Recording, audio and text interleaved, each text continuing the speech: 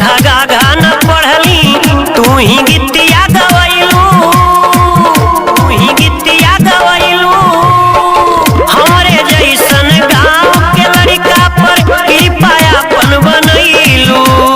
संगीत के का खगा घन पढ़ली तू ही गीतिया गवैलू। ई संभाल धैले बा हृदय के पास धैले बा।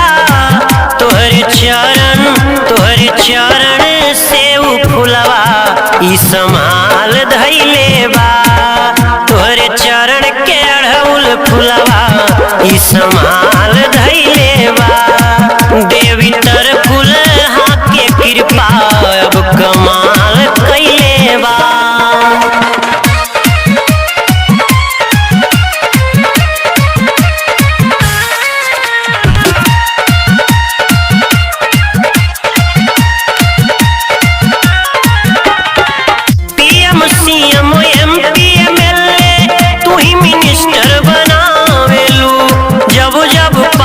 बढ़ेला धरा पर ले अवतार मिटावेलू, ले अवतार मिटावेलू।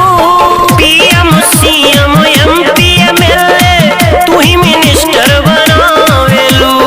जब जब पाप बढ़ेला धरा पर ले अवतार मिटावेलू। भुजाल धैले बा हाथे कटार धैले बा। लेके तलवार कुलिया सुरन के ई हलाल कैले बा। देवी मैया तोहरो कृपा माला माल कैले बा। विंध्याचल वाली के कृपा अब धमाल कैले बा।